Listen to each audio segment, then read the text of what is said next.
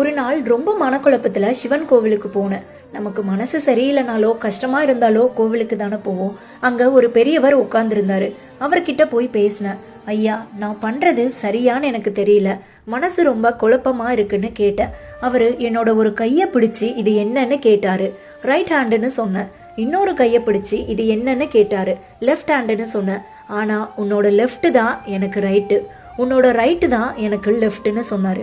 அப்போ உனக்கு சரின்னு இருக்கிறது எனக்கு தப்பா இருக்கலாம், உனக்கு தப்பா இருக்கிறது எனக்கு சரியா இருக்கலாம்னு சொன்னாரு. நீ சிவபெருமான மனசுல நினைச்சிட்டு உனக்கு சரின்னு படுறத பண்ணு.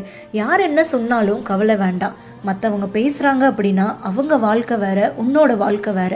ஆண்டவன் மேல பாரத்தை போட்டுட்டு நேர்மையான வழியில போங்க, நல்லதே நடக்கும். சிவாய நமக.